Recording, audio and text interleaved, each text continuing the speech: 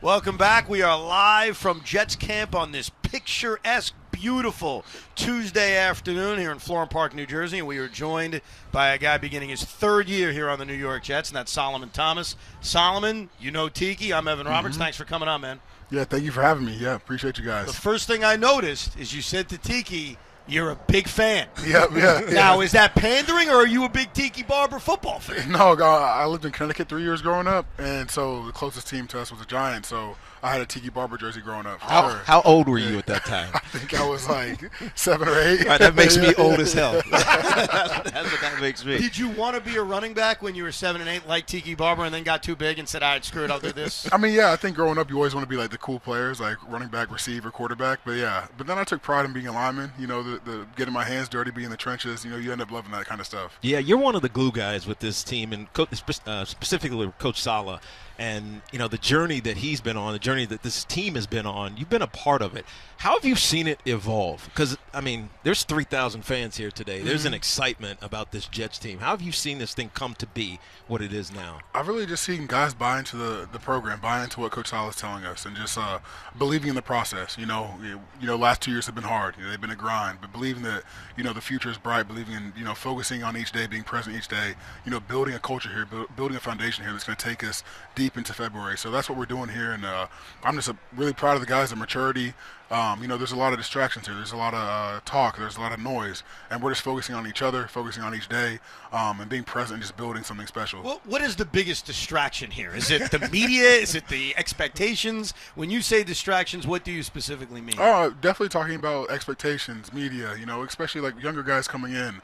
You're not used to it. I came from Stanford, so there's really no media. There's really no talk about football. And then you come into the NFL, there's noise everywhere you look. There's something. Social media, everyone has an opinion and a voice now that you have to look at or see, and you have to learn how to ignore that. You have to learn how to focus on what really matters. And so being younger, it's harder. So but we have a young team. We have also a lot of vets on this team too. And then showing the guys how to focus on what matters, how to be present, how to care about what the team is really about. It has been special, and that's why I feel like we're really making those steps to be that special team, to be that next team. He's given the right answer. I thought he was going to come and keep it real. But Solomon, the real distraction is that Haason Reddick's not here. I'm joking, but not really. But is it a distraction for you guys, or do you guys not notice it? You know what I mean? Honestly, we haven't noticed it. I'm a guy. I'm for the players. I'm for Haason getting his money. I'm for him, doing his thing. And all of us are supporting him, and we're supporting the Jets as well. But at the same time, we got to focus on who's here. We got to focus on what is here, and that's what we're doing right now. And we have a great D-line right now. We're playing our tails off. We're all getting better. We're all playing, the best football we've played, and it's showing up. So that's all we're worried about right now. Yeah. When he gets here, he'll get here, and he'll be a beast because he's a beast. He's had 50 sacks last 3 years. He's an unbelievable player.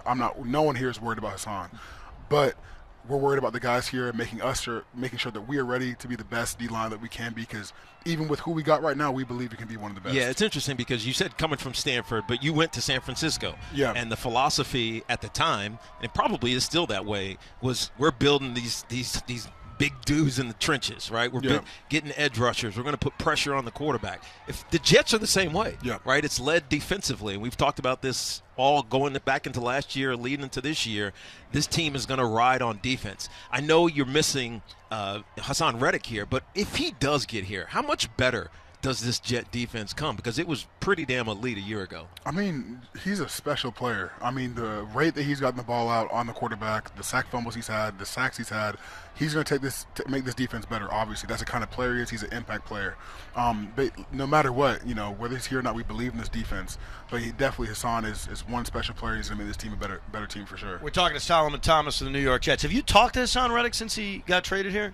No, I have not. No, but I know Haason from the draft. We're the same draft class, same agency. Right. So I've talked to him a bunch before. But yeah, obviously the holdout's been going on.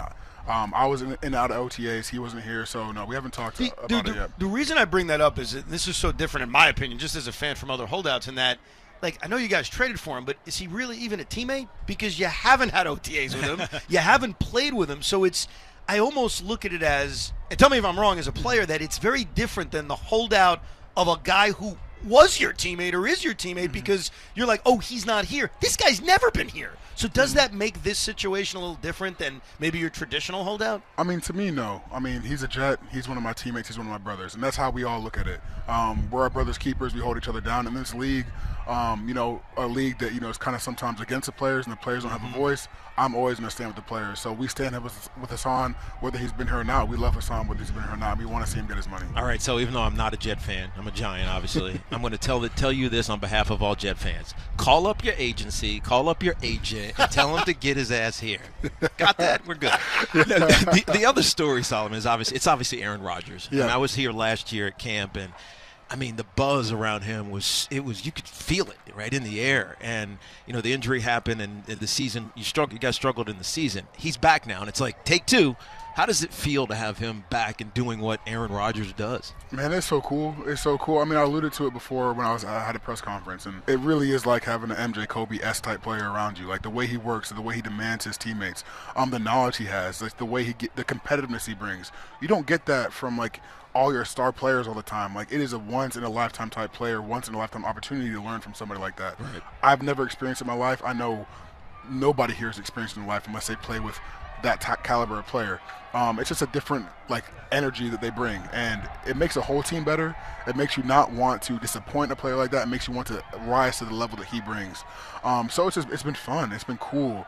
Learning from him has been just such a great feeling. Like I feel like I've become a better person, a better player, and that's one thing about Aaron. He's not just a football player. He's going to tell you how to be a better person, how to take care of your body better. Even use better soaps, whatever it is, as weird as that is, he's gonna make sure that you are the best human you can be. It's almost that's the side we don't see. Yeah, right. We see what people will consider quirks, and we judge and do whatever. We opine from afar, but the reality is it's appreciated. Yeah. It is very appreciated, and the guys in the locker room love him. Yeah, and that's all what we care about. That's the only noise we care about is that we love him. So you're trying to tell me, because I was told by some people, like my friend over here, Sean, I was told by him and other haters that he didn't show up to OTAs. Oh my God! This is gonna break the team apart. Can you believe that diva that he didn't show up? So what you're trying to tell me is that did not break apart the roster, despite him not being here. I don't think anybody cared on the team. I think we know who Aaron is. We know. We know how prepared he is. We're the last person. He's the last person we're ever worried about for not being here. Yeah, you're just mad because you didn't take him with you. Yeah, I wish. Can we go to Egypt? I would love to go. I would love to go. I am curious. We're talking to Solomon Thomas. So last year, over the course of the season, there were many days we would come on the air, I as a diehard Jet fan, and say this defense played well enough to win. This defense is elite. This defense is great. And yet the offense is the reason you didn't win a game. How difficult is it as a competitor to not get annoyed at the other side of the ball, because you guys did enough to win more games than you did, and more times than not it was their fault? How do you keep yourself from not being mad at the other side for not doing their job? Those are your teammates, and you love them, and you never want to point the finger as being a competitor. A true competitor always looks within. And how can I be better? How can I make this team better? Yes, we played at a rate where we should have been winning, but we still could have done more to get the wins done.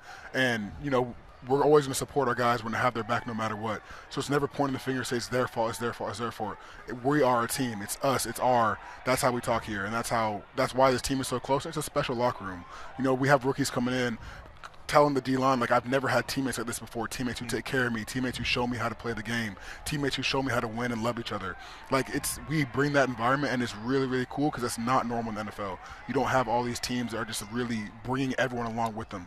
Competitiveness can bring out some ugliness sometimes, and guys not telling the truth, guys not really bringing people along with them, but that's not us here. We want everyone to be our best so we can be our best, and that's what we do here.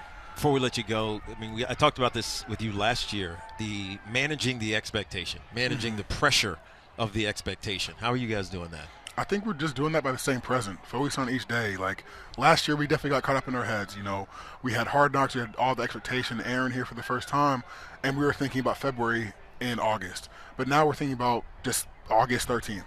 Being August 13th, how can we be the best team on August 13th? Then worry about the 14th. And just build, and build until we can be that best team to take us to February, and we can win that ring. You're one of the guys that can answer this. Is there a difference between Robert Saleh, the defensive coordinator in San Francisco, versus Robert Saleh, the head coach here with the Jets? For sure. He can be more of himself, and he can really let out like who he wants to be, and his energy and his passion, his intensity. He can really let that out. Like I don't feel like he was held back in Sanford at all. That's not what I'm saying. I'm just saying he can really be his full, authentic self here. Simon, we appreciate it, man. Thank you very much. Stay healthy. Have a hell of a year. Appreciate you Good to guys. see you. Thank you. man. Solomon Thomas, you grew up a Tiki Barber fan. We're live from Jets camp. We got more coming up.